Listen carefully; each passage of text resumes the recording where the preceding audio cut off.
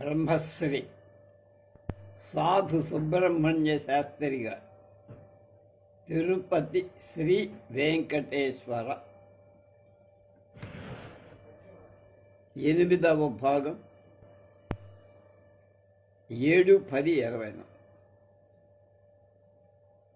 వెంకటేశ్వర స్వామి క్రీడా విహారం కోసం తిరుపతి మీదకి వచ్చి చేరటం గురించి చెబుతూ ఎవరెవరు వచ్చి ఆయన కొలిశారు, ఏమి కోరారు, ఆ కోరిన దానికి ఆయన ఎలా తీర్చాడు అనేవని చెప్పుకున్నాం. జనకరాజు వచ్చాడు, దశరథుడు వచ్చాడు, వీళ్ళంతా వచ్చారు.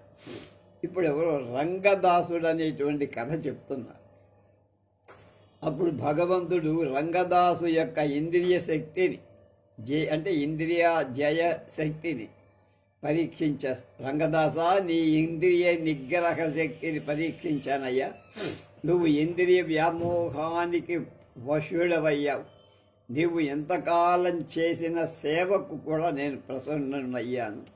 నువ్వు భూమిపై ఒక రాజుగా జన్మించి నువ్వు ఈనాడు చూసిన గంధర్వరాజులాగా సకల సంపదలను భోగాలను అనుభవిస్తావు. కానీ నీ మనస్సు మాత్రం ఎప్పుడు భక్తిపూర్ణమై నా కైంకర్యమే కోరుతూ ఉండు. నువ్వు కామభోగాలకు వశుడవు కాకుండా ఉండు. నువ్వు నాకొక దివ్య మందిరం నిర్మిస్తావు.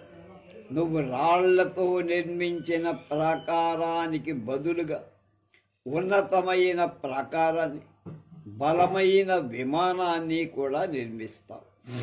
నీకు శాశ్వతమైన కీర్తి ప్రతిష్టలు లభిస్తాయి. నీకు నేను అప్పుడు ముక్తి ప్రసాదిస్తా. ఇప్పుడు నీ జీవితాంతం ఎప్పుడు అలాగే పుష్ప సమర్పణ సేవ చెయ్యి. ఉద్యానవనాలు నిర్మించి పూలు కోసి రోజు స్వామికి అర్పణ చేసేవాడాయి. ఈ విధంగా నా భక్తుల కోరికలను తీర్చిన వాళ్ళకి ముక్తి ప్రసాదిస్తా. ఇది నా తత్వం, నా స్వభావం అని రంగదాసు స్వామి మాటలతో ప్రభావితుడై జీవితాంతం భక్తితో పుష్ప కైంకర్యం చేశాడు. 100 ఏళ్లు నిండుగా జీవించి శరీర త్యాగం చేశాడు. మరణాన్ని తర్వాత విష్ణు వరప్రసాద ప్రభావంతో చంద్రవంశంలో సువీర నందిని అనే రాజదంపతులకు జన్మించి ఆయనకు తొండమాన్ అనే పేరు పెట్టారు. 5 ఏళ్ల ప్రాయం నుండి విష్ణు భక్తి పరాయణుడై యుక్త వయస్సు రాగానే పాండ్యరాజు కూతురైన పద్మను తన పట్ట మహిషిగా చేసుకొని స్వయంవరాల్లో తనను వరించిన వివిధ రాజకన్యలను 100 మందిని పెళ్లి చేసుకొని సుఖ జీవితం గడిపారు. నారాయణపురం రాజధానిగా తన రాజ్యాన్ని పాలిస్తూ ఉన్నారు. ఒకరోజు తండ్రి ఆజ్ఞ తీసుకొని తన అనుచరులతో వేటకు బయలుదేరి వెంకటాద్రి పరిసరాలు చేరారు. అక్కడ ఒక ఏనుగుల గుంపు చూసి ఆశ్చర్యపడు ఆ గుంపు వెంట వెడుతూ సువర్ణముఖరీ నదిని దాటి శుకబ్రహ్మర్షి ఆశ్రమం చేరారు. ఆయనకు సాష్టాంగపడి ఆయన ఆజ్ఞ తీసుకొని అడవిలో కొన్ని దారుల వెంట ప్రయాణం చేశారు. అక్కడ రేణుకాదేవికి ఆవాసమైన ఒక పుట్టను చూశారు. ఆమెను పూజించి పడమర దిశగా ముందుకు సాగారు. ఆయనకు శ్రీనివాస అంటూ ఉచ్చరించే 5 రంగుల చిలక ఒకటి కనపడి దాన్ని పట్టుకోవాలనుకున్నాడు. కానీ అది వెంకటాద్రికి ఎగిసిపోయి దాన్ని వెంబడిస్తూ వెంకటాద్రిపైకి వెళుతూ శ్యామాక ధాన్యం పండించే పొలంలో ప్రవేశించి ఆ పొలం యజమాని అయిన వనచరుణ్ణి పిలిచాడు. కలిసి ఆ వనచరుడు ఆయనను రాజుగా గుర్తించి నమస్కరించి వినయంగా నిలబడు. ఆ వనచరుణ్ణి చిలకను గూర్చి తొండమాన్ ప్రశ్నించాడు. స్వామి పుష్కరిణి దక్షిణ ప్రశ్నిస్తే వనచరుడు ఇలా సమాధానం చెప్పి, అది శ్రీనివాసుడి పెంపుడు చిలక. శ్రీదేవి భూదేవి దాన్ని చాలా ప్రేమగా పోషిస్తున్నారు మహారాజా. స్వామి పుష్కరిణి దక్షిణ తీరంలో ఉన్న వాళ్ళ మందిరంలో ఉంటుంది. దాన్ని పట్టుకోవడం నీకు సాధ్యం కాదు. ఇప్పటికే మధ్యాహ్నమైంది. ఈ చెట్టు కింద నా కుటీరంలో కాస్త సేద తీర్చుకోండి. నేను స్వామిని అర్చించి వస్తా. కావాలంటే మా అబ్బాయితో ఈ ప్రాంతాన్ని చూసి రండి అని స్వామిని దర్శించాలన్న కోరిక కలగటంతో నేను కూడా నీతో పాటు స్వామి అర్చనకు రాకూడదా అని అడిగాడు తొండమానుడు.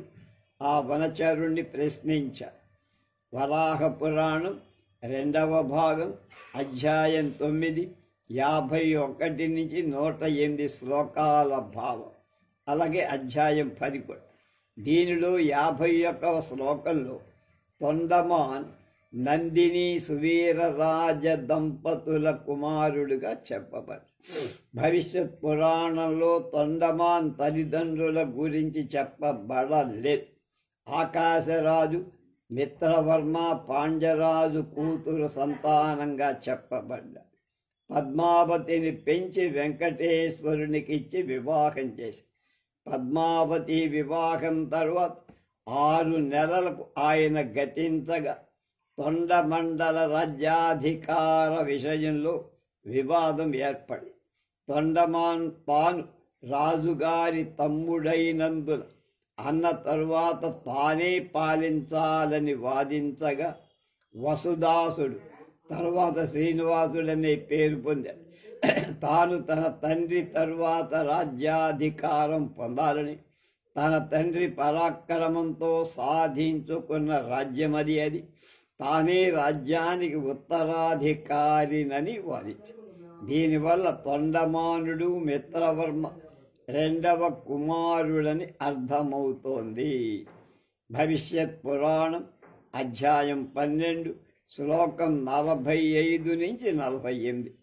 ఈ విధంగా తొండమానుడి తల్లిదండ్రుల విషయంలో భేదం కనిపిస్తోంది. వరాహ భవిష్యత్ పురాణాల్లో భిన్నంగా కనపడుతుంది.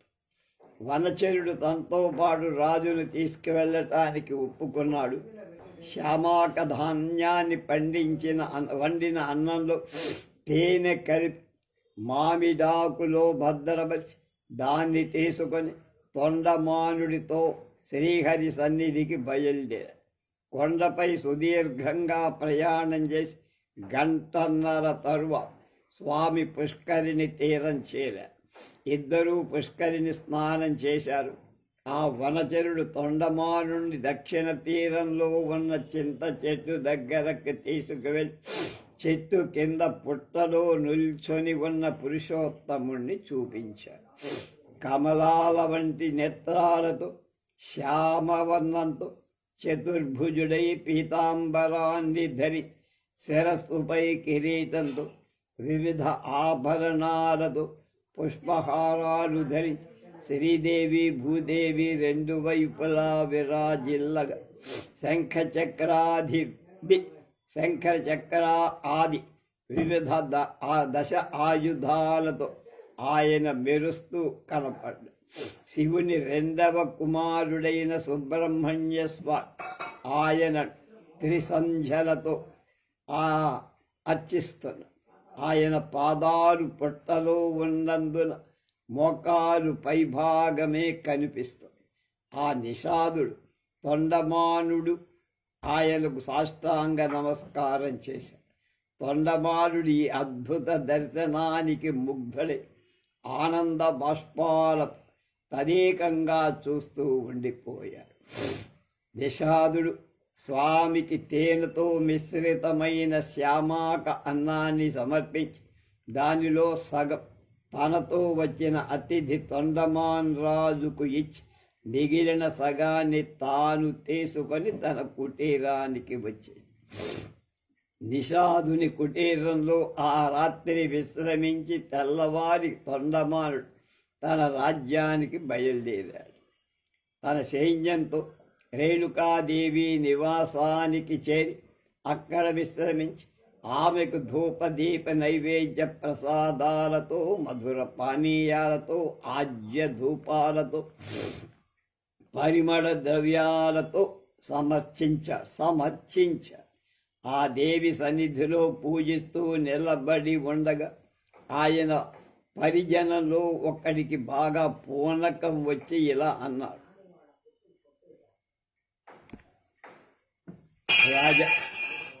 రాజా, నీ రాజ్యం విస్తరించు, నీ పేరున ఒక రాజధాని ఏర్పడు, నాకు అనుకూలుడవై భక్తుడైనందున నీ రాజ్యాన్ని నిరాటంగా పాలిస్తాం. నీకు శ్రీ వెంకటేశ్వర కృపా ప్రసాద సిద్ధి లభిస్తుంది. రేణుకాదేవి ప్రసాదాన్ని పొంది తొండమానుడు సుఖ మహర్షి ఆశ్రమం చేరాడు.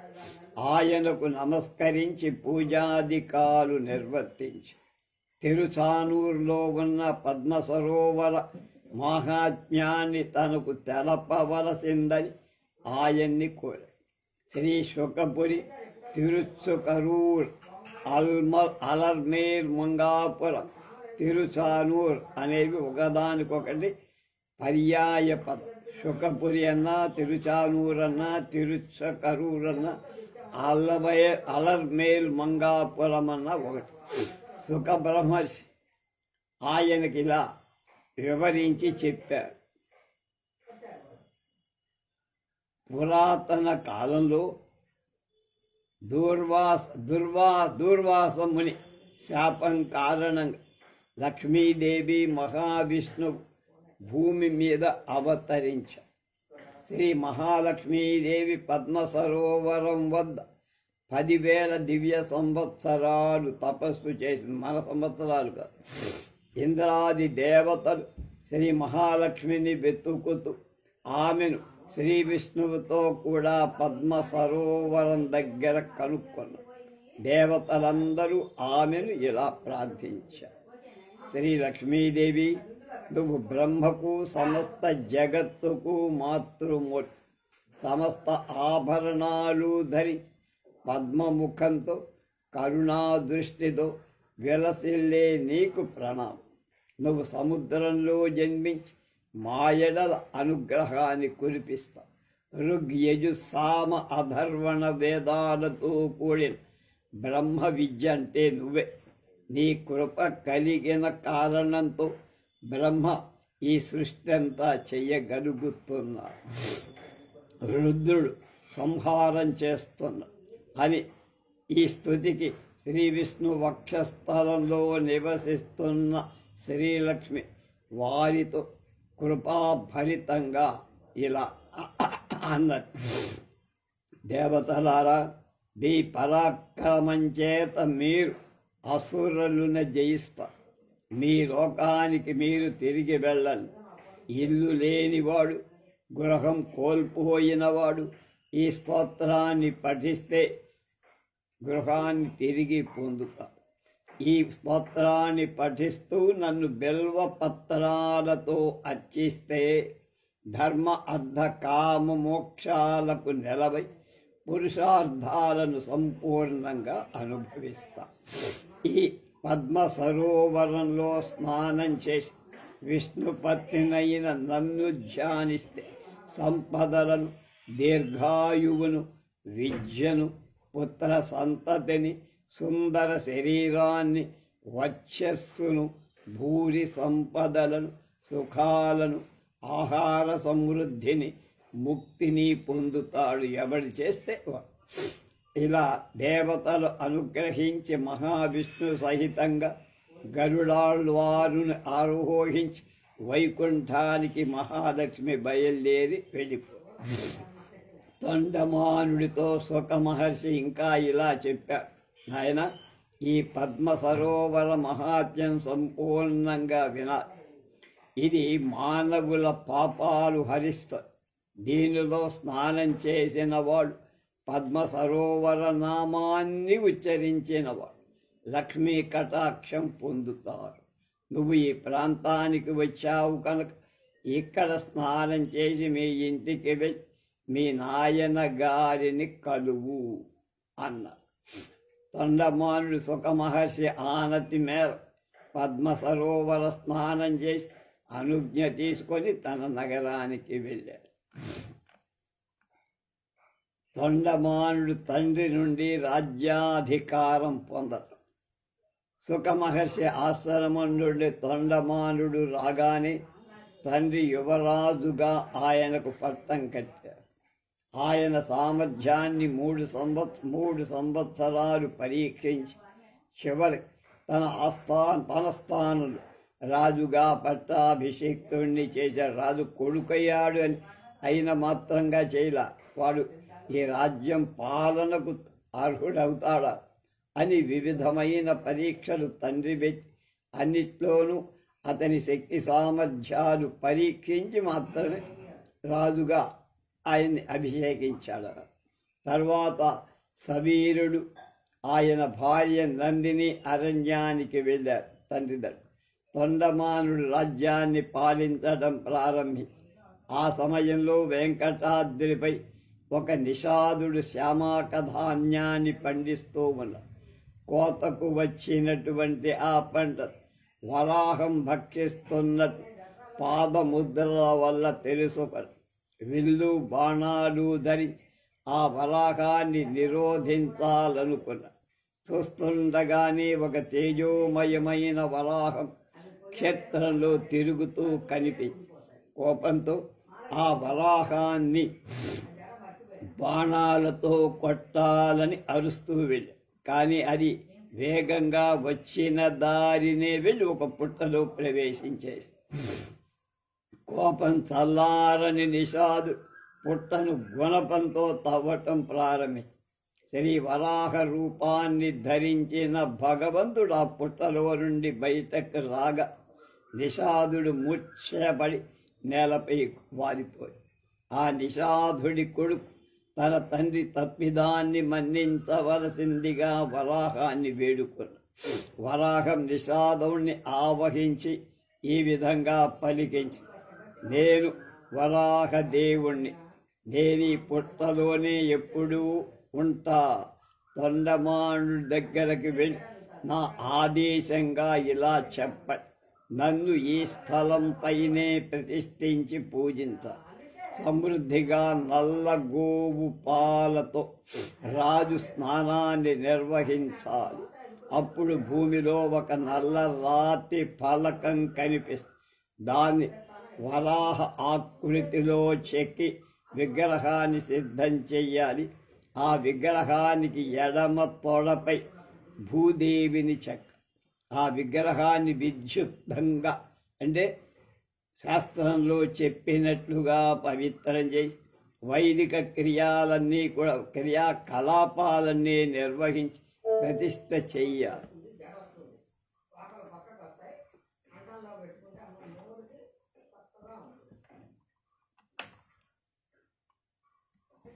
ప్రతిరోజు 2 సార్లు అర్చన చెయ్యాలి, ఉదయం సాయం.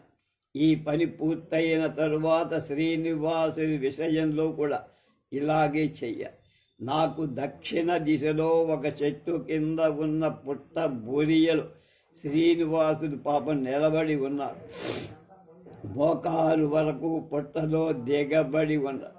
కపిల గోవు పాలతో ఆయన పాదపీఠం పుట్టలో నుండి కనిపించే వరకు ఆయనకు స్నానం చేయించాలి. ప్రతిరోజు అన్నప్రసాదాల నైవేద్యం పెట్ట. మా ఇద్దరికి ప్రాకారాలు నిర్మించాలి. తొండమానుడే ఈ కార్యక్రమాన్ని పూర్తి చెయ్యాలి అని అలా ఆదేశించి శ్రీ వరాహ నిషాదుని శరీరం నుండి వరాహం నిషాదుడి శరీరం నుంచి నిర్గమించి ఆ నిషాదుడు మూర్ఛ నుండి మేల్కొన్న. కుమారుడు చెప్పగా జరిగిన వృత్తాంతాన్ని సంపూర్ణంగా విన్నారు. వరాహస్వామి ఆదేశాన్ని విన్నారు. వసువు అనే పేరు కలిగిన ఈ నిషాదుడు తన పరివారంతో కొడుకుతో తొండమాన్ రాజధానికి వెళ్ళి ఆ తర్వాత తొండమాన్ రాజు తన మంత్రులను పిలిచి మొత్తం తాను చూసిన వృత్తాంతంతా వివరంగా చెప్పాడు. వెంకటాచలానికి మర్నాడే వెళ్ళే ఏర్పాటు చేయమని ఆదేశించాడు.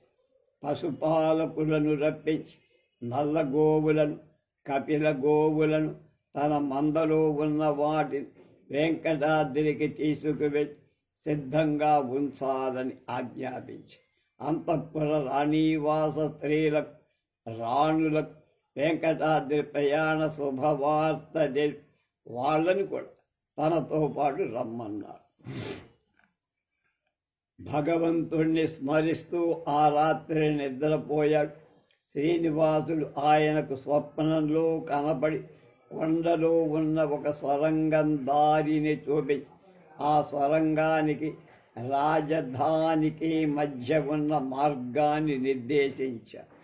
అది పొదలతో చెట్లతో నిండి తెల్లారగానే రాజు తన గుర్రంపై బయలుదేరి మార్గంలో పొదలు చెట్లను నెమ్మదిగా దాటి కొండలో ఉన్న సొరంగం ముఖద్వారం చేరాడు.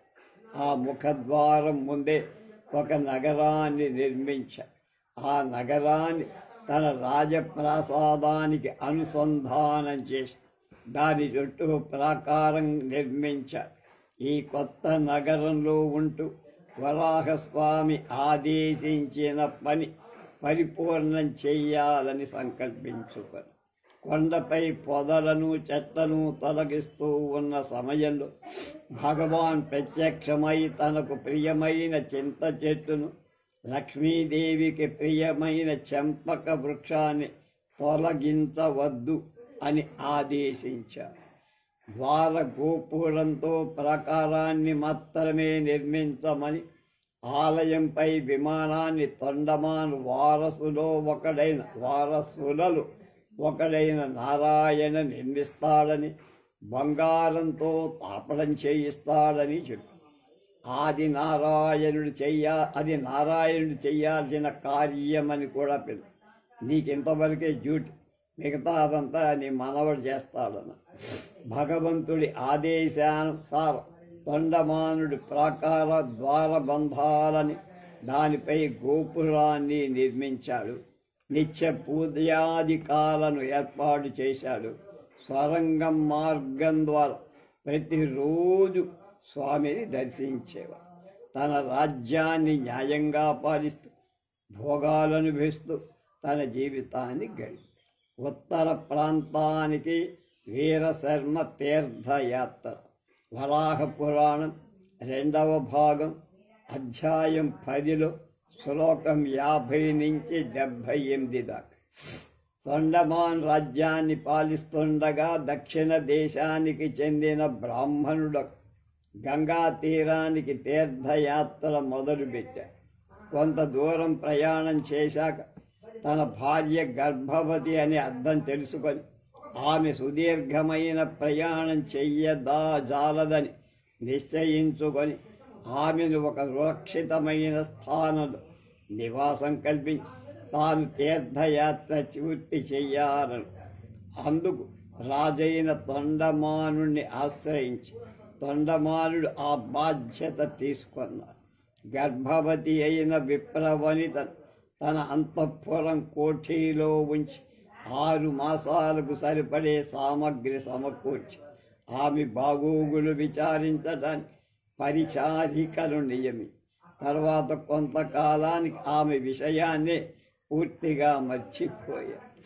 ఆ బ్రాహ్మణుడు తన యాత్ర 2 ఏళ్లలో పూర్తి చేసుకొని రాజు దగ్గరకి వచ్చి రాజుకు అప్పుడు ఆ విప్ర వనిత గుర్తుకొచ్చి ఆమె కుశల వార్తలు ప్రస్తావించకుండా ఆ బ్రాహ్మణుని స్వాగతించి సత్కరించి ఆమె ఉన్న సౌధ ప్రాంతాన్ని పరుగున ఆమె ఆహారం లేక చెకిశల్యమై ప్రాణాలు కోల్పోయిన దృశ్యాన్ని చూసిన వాళ్ళు కానీ ఆహార పదార్థాలు ఇచ్చిన వాళ్ళు కానీ లేకపోవడంతో ఆమె ప్రాణాలు పోయాయి. వెంటనే తొండమానుడు గుహలో నుంచి నరసింహ సన్నిధికి చేరి అక్కడ నుండి శ్రీనివాస దేవాలయానికి వెళ్ళి శ్రీనివాసుడు శ్రీదేవి భూదేవి సహితుడే విశ్రాంతి పొందుతున్నాడు. తన అజాగ్రత్త కారణంగా బ్రాహ్మణ స్త్రీ మరణించిన ఉదంతాన్ని స్వామికి నివేదించారు. స్వామి రాజును ఓదార్చి బ్రాహ్మణ స్త్రీ శవాన్ని అలంకరించి పల్లకిపై దేవాలయానికి తూర్పు దిశగా ఉన్నటువంటి అస్థి తీర్థానికి తీసుకువెళ్ళి ఆ తీర్థ జలంలో నిమజ్జనం చేస్తే ఆమె జీవిస్తుందని చెప్పి ఆమెను తన భర్తకు అప్పగించవచ్చని ఆదేశం.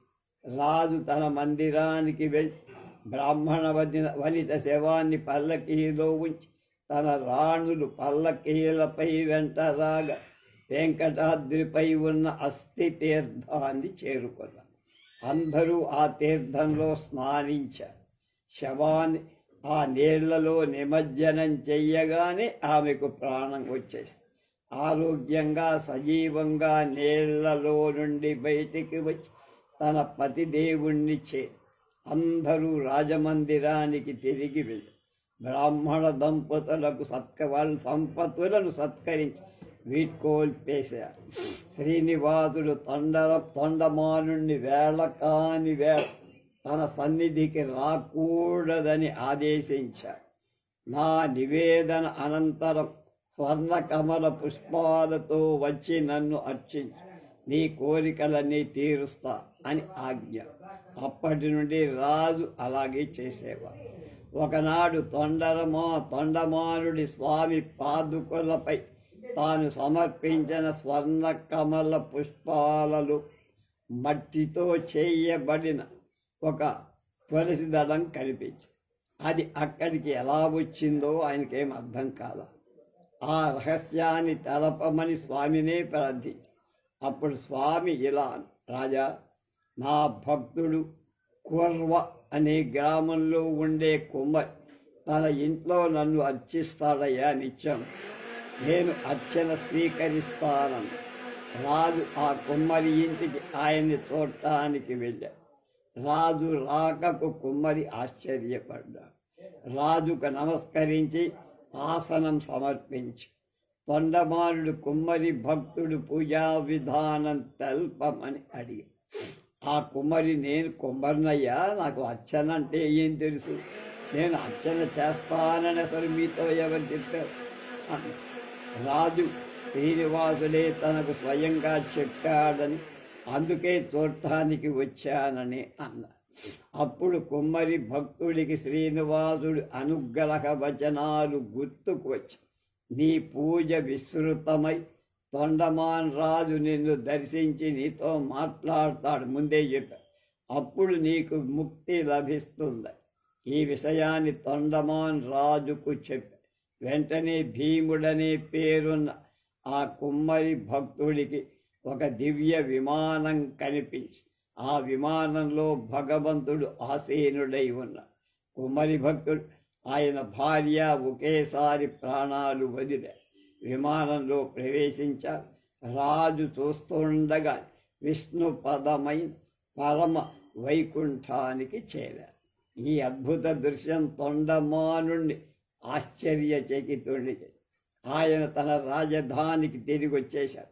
తన పుత్రుడైన శ్రీనివాసుడికి రాజ్యం అప్పగించి ఒక ఏకాంత ప్రదేశం తీవ్రమైన తపస్సు చేసి ఆయన తపస్సుకు మెచ్చిన భగవంతు శ్రీదేవి భూదేవి సహితుడై గరుడారూఢుడై తొండమానుడికి ప్రత్యక్షమై ఇష్టమైన వరం కోరుకో.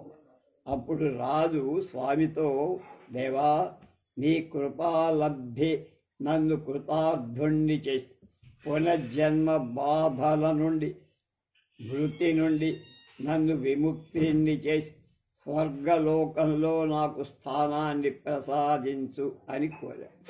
భగవంతుడికి వినయంగా సాష్టాంగ ప్రణామం చేసి వెంటనే అక్కడికి ఒక విమానం వచ్చింది. తొండమానుడు దానిలో ఆసీనుడు కాగానే స్వర్గానికి వెళ్ళిపోయింది. ఇదంతా 9వ అధ్యాయంలో జరిగిన కథ. ఇప్పుడు అధ్యాయం 10. మిత్రవర్మ కుమారుడుగా ఆకాశరాజు జన్మించడం. వరాహ పురాణం 2వ భాగం అధ్యాయం 3లో శ్లోకం 12 నుంచి 38 వరకు ఉన్న దాని భావం. భూదేవితో వరాహస్వామి ఈ విధంగా అన్నాడు.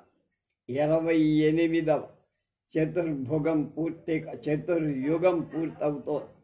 మహాభారత యుద్ధం పూర్తి కాగానే కలియుగం ప్రారంభమై, కలియుగంలో విక్రమార్క శకంలో శూద్రకుడు మొదలైన మహారాజు ఈ భూమిని పాలించి స్వర్గస్థులయ్యారు.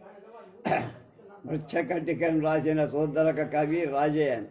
తర్వాత వాళ్ళెవ్వరూ నన్నెరగరు. చంద్రరాజవంశంలో మిత్రవర్మ పుట్టారు. ఆయన మహారథుడై నారాయణపురం రాజధానిగా తొండమండల ప్రాంతాన్ని న్యాయంగా పాలించారు. పాండ్యరాజు కూతురుని వివాహమాడి ఆకాశరాజు అనే కుమారుణ్ణి పొందారు. ఆకాశరాజు ధరణీదేవి అనే శక యువరాణిని పెళ్ళాడు. ఆయనకు యుక్త వయస్సు రాగానే మిత్రవర్మ తన రాజ్యాన్ని ఆయనకు అప్పగి తన భార్యతో కలిసి వెంకటాద్రి వెళ్ళిపోయాడు. అక్కడ తపశ్చర్య చేశాడు. ఆకాశరాజు చక్రవర్తి పదాన్ని పొందాడు. అంటే రాజ్యాధికారం ఆకాశరాజుకు లభించింది.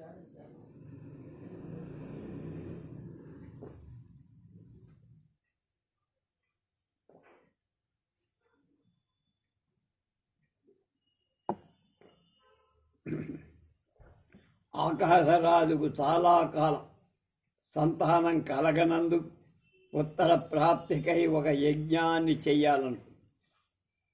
అందుకోసం ఆరణి నదీ తీర భూమిని బంగారు నాగలితో దున్ని యజ్ఞ విధికి అవసరమైన నవధాన్యాలు పండించాలను. బీజావాపం చేసే సమయంలో కమల పుష్పాల గుత్తిళ్లలో బంగారు రంగులో ప్రకాశిస్తున్న ఒక స్త్రీ శిశువు కనిపించి ఆకాశరాజు ఆశ్చర్యంతో ఆ శిశువుని ఎత్తుకొని ఆనంద బాష్పాలతో, నా శిశువే భగవత్ కృప వల్ల నాకు అనుగ్రహింపబడింది అని ఆనందించాడు. ఓ రాజా, ఈమె నీ కూతురే, జాగ్రత్తగా పెంచుకో అని దేవవాణి వినిపించి ఆనందంగా ఆ శిశువును తన భార్య అయిన ధరణీదేవికి అప్పగించాడు. పద్మ పుష్పాల పొత్తిళ్లలో లభించినందుకు ఆమెకు పద్మిని అనే పేరు పెట్టారు. కొంతకాలానికి రాణి గర్భవతి అయి కుమారుణ్ణి కన్నది.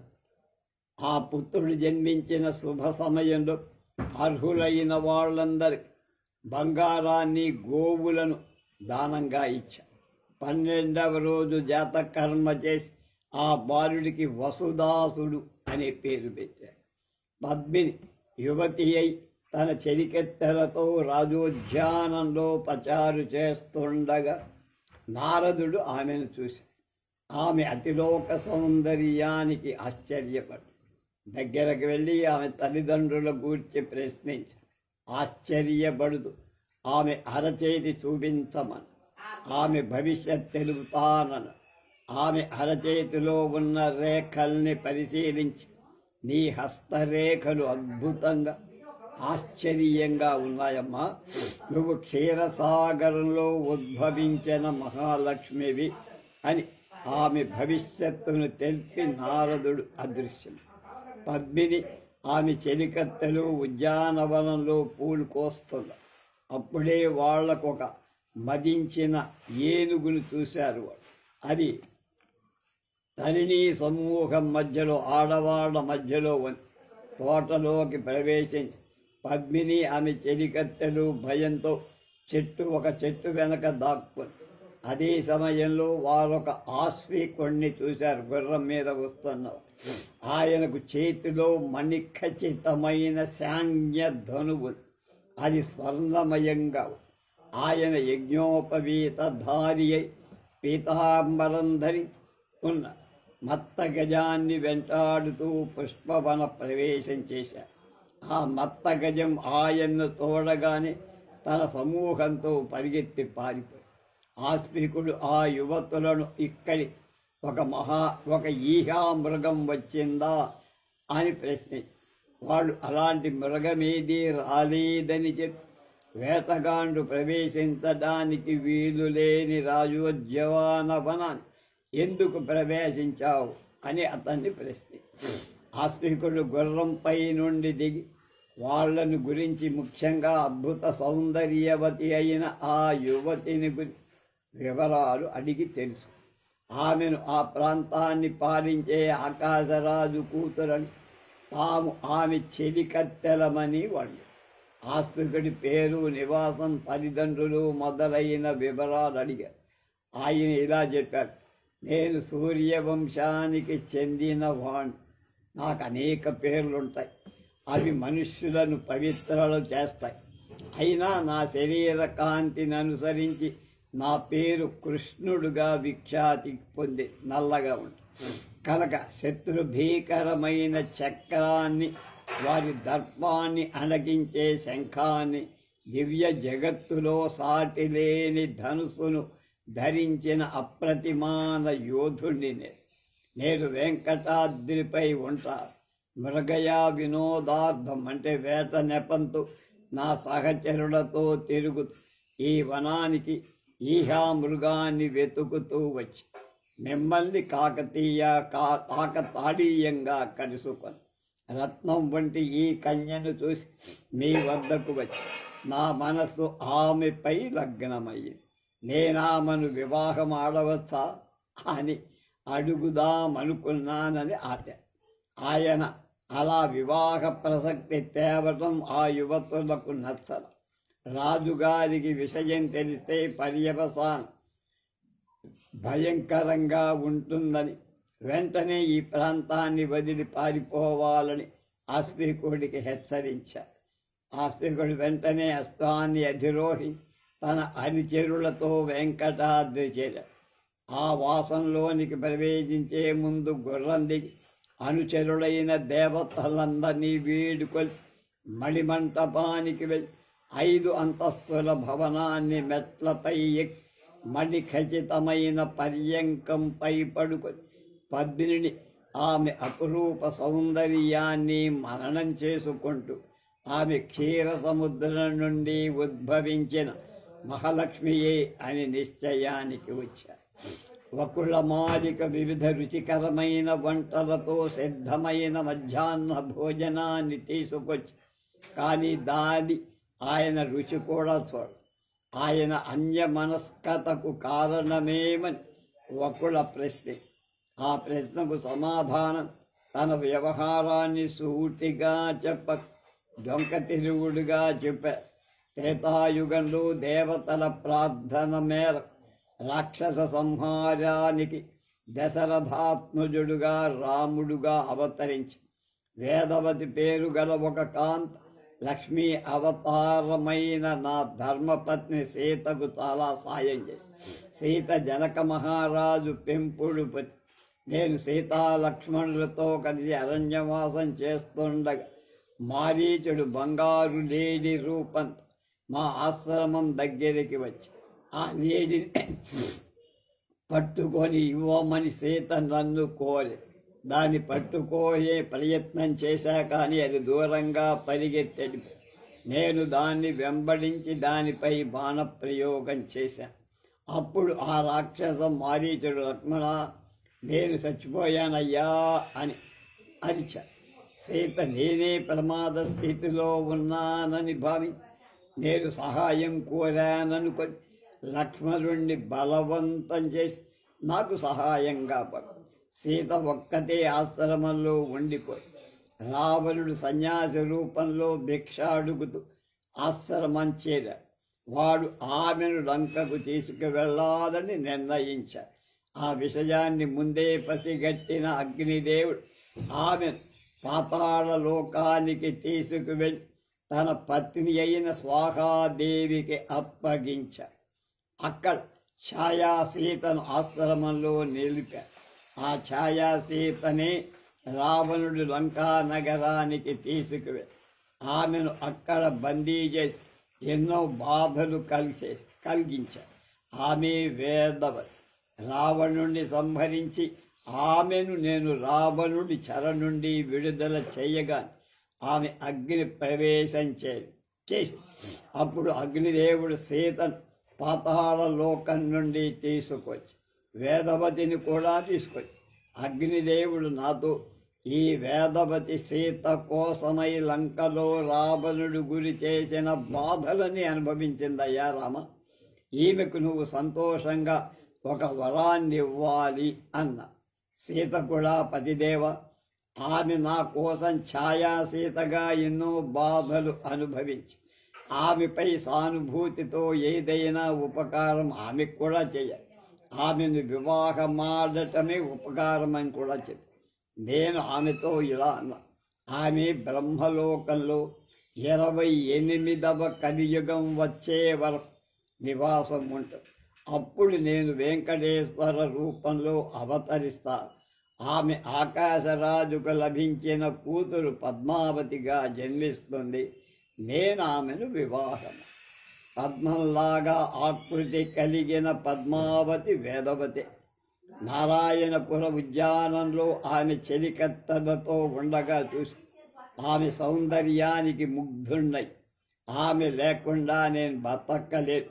నువ్వు వెంటనే వెళ్ళి మా వివాహం అయ్యేట్లు చూడాలన్నాడు. వకుళ్ళమాల ఒప్పుకొని ఆ ప్రదేశానికి చేరాల్సిన మార్గం కూడా తెలుసుకొని వెంకటేశ్వరుడి దగ్గరికి వెళ్తే ఆయనతో చెప్పా, ఇక్కడి నుండి నరసింహ గుహ ద్వారా సువర్ణముఖి నదీ తీరానికి చేరు అగస్త్యేశ్వర దేవాలయాన్ని చుట్టుకొని అగస్త్యాశ్రమం ఉంటుంది.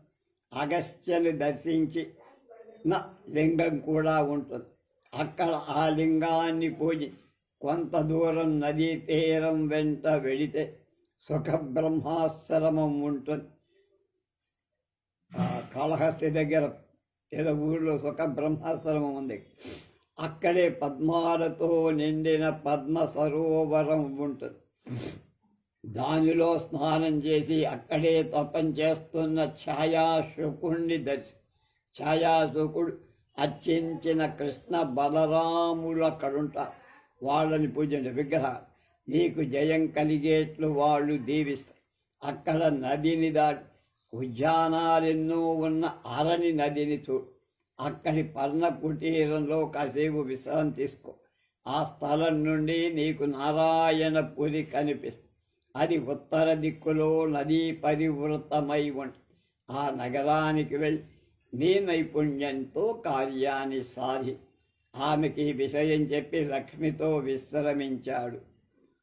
వకుళమాలిక ఒక అరుణ అశ్వాన్ని అధిరోహించి చెప్పిన మార్గాన్ని అనుసరించి ఆరణి నదీ పశ్చిమ తీరం చేసి అక్కడ స్నానం చేసి అగస్త్యేశ్వరుణ్ణి అర్చించాలనుకొని కొంతసేపు విశ్రమించి ఆ సమయంలో ఆ దేవాలయానికి కొందరు యువతులు వచ్చి వకుళమాలిక వాళ్ళని కలిసి వివరాలు తెలుసుకొని వాళ్ళు ఆకాశరాజు ప్రాసాదం నుండి వచ్చారని, పద్మావతీదేవి చెలికత్తెలని, పద్మావతీదేవి ఒక అద్భుత వ్యక్తిని ప్రేమించి విరహ బాధ అనుభవిస్తోందని, ఆ అద్భుత వ్యక్తి వాళ్లకు ఉద్యానవనంలో పెద్ద గుర్రంపై ఆసీనుడై కనిపించాడని, పద్మావతి విరహతాపాన్ని ఉపశమింపచేయటాన్ని జ్యోతిష్కుల నిర్ణయం ప్రకారం అగస్త్యలింగ అభిషేకం చేయటానికి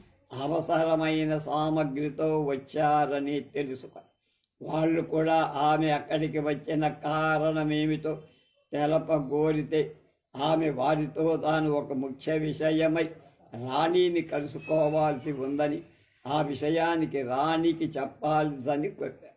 వాళ్ళు ఒప్పుకొని అభిషేకం కాగానే వకుళమాలిక రాణి గారి దగ్గరకు తీసుకువెళ్ళారు. ఇది ఇలా ఉండగా ఒక జ్యోతిష్కుడు రాజమందిరానికి వచ్చి రాణితో ఇలా అంటారు, నీ కూతురు పద్మావతికి ఏం జబ్బు లేదు. వెంకటాద్రిపై నెలకొని ఉన్న వెంకటేశ్వరుడిపై ఆమె మనస్సు లగ్నమై ఆయన కూడా ఆమెపై మనసు పడ్డ. ఆయన మీ వద్దకు రాయబారిగా ఒక ఉత్తమురాలిని పంపించారు. మీరు ఆ సంబంధాన్ని ఒప్పుకోండి. ఆమె శ్రీ వెంకటేశ్వరునితో లక్ష్మీదేవికి సవతిగా సుఖంగా ఉంటుంది. ధరణీదేవి విరహతత్తురాలైన తన కూతురు వద్దకు వెళ్ళి ఆమె ఉపశమనం కావాలంటే ఏం చెయ్యాలని అడిగి ఆమె ఇలా చెప్పింది, అమ్మా నేను కోరేది ఒక్కటే,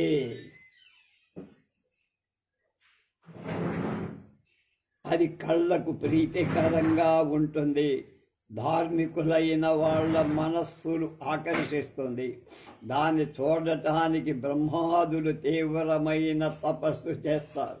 ఒక విశిష్ట శక్తిగా అది సమస్త విశ్వాన్ని ఆవరించి ఉంటుంది. దాన్ని దైవభక్తులే చూడగలుగుతారు. అది కాంతులన్నిటికీ మూలమైన కాంతి, దేవతలందరికంటే దివ్యమై. అది లభిస్తే మరే లోపం ఉండదు. దానితో అన్ని కోరికలు ఈడేరుతాయి. అమ్మా ఆ వస్తువును నాకై వెదికి తీసుకురా అని చెప్పి కూతురు మాటలకు రాని ఆశ్చర్యం కలిగింది. ఆ వస్తువు కనుగోగల భక్తులు గుణాలని చెప్పమని సమాధానం పద్మావతి వైష్ణవుల తిరుమేనిపై ఉండే గుర్తులు చెప్పి 12 స్థలాలు ఊర్ధ్వపుండ్రాలను ధరించి ఉంటా, పంచాయుధ చిహ్నాలు కలిగి ఉంటా, భుజాలపై శంఖచక్ర చిహ్నాల పాపముద్రలు కలిగి ఉంటా, శాంగ్యాన్ని శంఖాన్ని, శిరస్సుపై గదను, నొసటిపై ఖడ్గాన్ని, వక్షస్థలంపై బయట చిహ్నాలుగా ధరిస్తారు. సత్య సౌశల్యం దయ మొదలైన ఉత్తమ గుణాలతో నిండి ఉంటా. వేద పారాయణం చేస్తూ వైదిక కర్మలు చేస్తూ ఉంటా. వాళ్లే విష్ణు భక్తులు. శంఖచక్రాల తప్త ముద్రలు మాత్రమే భుజాలపై ధరించిన వాళ్ళని వైష్ణవులు. వారి ధార్మిక ప్రవృత్తి చేత వాడు బ్రహ్మజ్ఞానులు. అలాంటి అనుభూతి పొందాలని నా మనస్సు తీవ్రంగా కోరుతోంది. నీలమేఘ శ్యామ శరీరుడైన విష్ణువునే నేను ధ్యానిస్తా. విష్ణువు కంటే ఇతరమైందేది నాకక్కల్లా. ఆ స్మరణతోనే నేను జీవించి ఉన్నా. హరి అచ్యుత నామోచ్చారణ చేస్తూ ఉన్నా. ఆ నామోచ్చారణమే నన్ను జీవింపచేస్తుంది. ఆ వస్తువు నాకు లభించే ప్రయత్నం చెయ్యి అని తల్లికి చెప్పింది పద్మ. స్వామి పద్మావతిని వివాహమాడ బ్రహ్మ పదార్థం మహోన్నతమై దాన్ని పద్మావతి వర్ణిస్తూ ఆమె విరహ బాధా పీడితురాలై ఆమె తపన యావత్తు ఉద్యానంలో కనిపించిన వేటగాడిని చూడగానే వరించడం, ఆ వేటగాడు ఆమెను వివాహమాడటానికి ఇష్టపడటం, ఈ వృత్తాంతం మనకు తెలుసు. ఆమె బ్రహ్మ పదార్థ వర్ణన చేయటం విడ్డూరంగా అనిపిస్తుంది. ఆమె మనస్సు వేదాంతపరమై ఉంటే ఆమె తన విరహతాపాన్ని, మానసిక కల్లోలాన్ని సహించి తన అభిష్టాన్ని ఒక యోగి ద్వారానూ వేదాంతి ద్వారానూ పొంది ఏమీ తెలియని తన తల్లిని అడిగేది కాదుగా. తన కూతురు వృత్తాంతంతో ఆమె తల్లి విభ్రాంతి చెంది కవి ఒక చమత్కార సన్నివేశాన్ని కలిపి విష్ణు భక్తుల లేదా వైష్ణవుల గుణగణాలను వర్ణించే అవకాశాన్ని పొందారు. తాళ్లపాక అన్నమాచార్యులు తన సంకీర్తనలు నిత్యులు, ముక్తులు, నిర్మల చిత్తులు, నిగమంత విధులు వైష్ణవులు అని మాళవీ రాగంలో గానం చేసి కనుక పద్మావతి స్వభావ సన్నివేశ చిత్రణాన్ని ఆ సంకీర్తనతో పోల్చవచ్చంటున్నారు సాధు సుబ్రహ్మణ్య శాస్త్రి. అన్నమాచార్యులు ఇలా అన్నారు, వారు నిత్యులు, ముక్తులు, పవిత్ర మనస్కులు, వేదాంత విధులు, నిష్కర్ములు, బుద్ధిమంతులు, దోషరహితులు, శంఖచక్ర చిహ్నాలు ధరించిన వాడు, సకల సందర్భాల్లో పూజ్యులైన వాడు, వాంఛాదూరులైన మానవ సేవ చేసేవాడు, రాగద్వేషాలను నియంత్రించినవాడు, భగవంతుడే శరణ్యమని అచంచలమైన శ్రద్ధ ఉన్నవాడు, పవిత్ర జీవనాన్ని గడిపేవారు. ఫలాపేక్ష లేకుండా కర్మ ఆచరణ చేసేవారు. వారి శ్రీ వెంకటేశ్వర స్వామి భక్తులు. శ్రీ వెంకటేశ్వర స్వామిని ఆరాధించటమే నా భాగ్యం. ఏ కులజుడైననేమి ఎవడైననునేమి ఆకడ నాతడి హరి నెదిగినవాడు అనే సంకీర్తనలో అన్నమాచార్య వెంకటేశ్వర భక్తుల గుణగణాలు వివరి.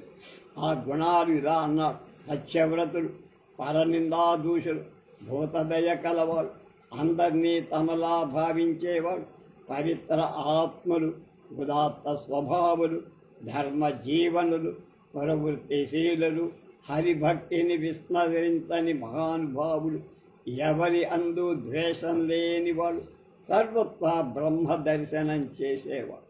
శ్రీ వెంకటేశ్వర స్వామి భక్తులుగా వినయశీలుగా ఉంటారు. అప్పటి అగస్త్యేశ్వర స్వామికి అభిషేకం నిర్వహించడానికి వెళ్ళిన స్త్రీ సమూహం అభిషేకం తర్వాత రాణి దగ్గరకు చేరారు. వారి వెంట వకుళమాలిక కూడా వచ్చి ఆమెను రాణికి పరిచయం చేసి, రాణిగారు ఆమె నివాసాలను, ఆమె రాకకు గల కారణాన్ని అడిగి తెలుసుకో. వకుళమాల ఆమెతో ఇట్లా అని: నేను వెంకటాద్రి నుండి వస్తున్నా. నా పేరు వకుళమాలి. సాక్షాత్తు నారాయణుడైన వెంకటాచల నివాసి శ్రీ వెంకటేశ్వర ఒకరోజు వేటకు వెళ్ళాడు. అడవులలో తిరుగుతూ ఒక మద గజాన్ని చూసి వెంబడించాడు. కానీ దాన్ని చేరుకోలేకపోయాడు. కాకతాళీయంగా శంఖుడనే రాజు కలిశాడు. శంఖ మహారాజు ఒక శిలాఫలకంపై శ్రీదేవి భూదేవి సహితంగా చెక్కబడిన శ్రీ విష్ణువును అర్చిస్తూ ఉన్నాడు. ఆయన హైహయ వంశీయుడైన శ్వేత మహారాజు కుమారుడని అర్థం చేసుకొని తపస్సుగా జీవిస్తూ తన సంపదను ఉదారంగా దానం చేసి భగవత్ కృపకై నిరంతరం యత్నిస్తూ ఎంతకు పొందలేనందుకు నిరాశ పీడితాయి. అప్పుడు ఆ రాజుకు ఆకాశవాణి వినిపించింది: వెంకటాద్రికి వెళ్ళి తపస్సు చెయ్యమని. అగస్త్యుడి ఆదేశానుసారం శ్రీదేవి భూదేవి సమేతుడై వెంకటేశ్వరుని ఆ స్థలంలో అర్చిస్తున్న వెంకటేశ్వరుడు ఆ రాజుతో అన్నాడు: రాజా, నువ్వు వెంకటాద్రికి వెళ్ళి అక్కడ ఆ కొండ పశ్చిమ శిఖర తీరంలో మర్రి చెట్టు అని దాని మొదట్లో విశ్వక్సేనుడుంటాడు. ఆయనకు సాష్టాంగ ప్రణామం చేసి స్వామి పుష్కరిణికి వెళ్ళి స్నానం చేసి పుష్కరిణి పశ్చిమ తీరాన ఉన్న అశ్వత్థ వృక్షం కింద పుట్ట ఉంటుంది. ఆ రెంటి మధ్యలో నువ్వుండి తపస్సు. ఆ పుట్టలో శ్వేతవరాహ స్వామి ఉన్న ఆయన భక్తి పరులకే దర్శనమిస్తూ ఇలా చెప్పి ఆయన తన గుర్రాన్ని అధిరోహించి వేటపడాడు. ఆయన ఆరణి నదీ తీరం చేరాడు. అక్కడే మద్దగజాన్ని వెంబడిస్తూ ఒక ఉద్యానాన్ని చేరాడు. ఉద్యానంలో కొంతమంది అతిలోక సౌందర్యవతుల్ని చూశాడు. అందులో ఒక యువతి అందరికంటే అందంగా ఉండటం గుర్తించాడు. వాళ్ళందరూ పువ్వులను కోస్తున్నారు. ఆయన ఆమె అందానికి ముగ్ధుడై ఆమె ఆకాశరాజు కూతురని తెలుసు వెంకటాద్రిపై ఉన్న తన మందిరానికి వెళ్ళి అది స్వామి పుష్కరిణి సమీప స్థలంలో. ఆయన నన్ను పిలిచి ఇలా చెప్పాడు: వకుళమాలిక, నువ్వు తక్షణం ఆకాశరాజు నగరానికి వెళ్ళి ఆయన రాణి అయిన ధరణీదేవిని కలు. ఆమెను తన కూతురైన పద్మాలయన్ నాకు వివాహం చెయ్యమన్నాడు. రాజుగారికి విషయాన్ని తెలిసి ఆయన అమాత్యులతో సంప్రదించి ఇచ్చిన ఆజ్ఞాపత్రం తీసుకు నాకు వెంటనే విషయం చెప్పారు. ఆయన ఆజ్ఞానుసారం మీ దగ్గరకు వచ్చి మీరు రాజుగారికి విషయాన్ని నివేదించి ఆయన అమాత్యులతో సంప్రదించి చెప్పిన అంగీకారం, అలాగే మీ అమ్మాయి అంగీకారం, ఆమె అభిష్టానుసారం తెలుసుకోండి. అందరి సమ్మతితో పొందే ప్రయత్నం చెయ్యండి.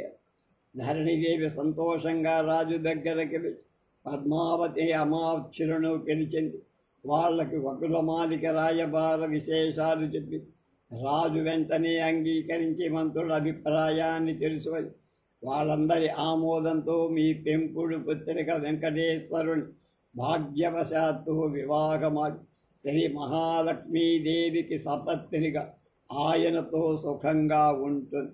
వివాహ ముహూర్తాన్ని నిశ్చయించటానికి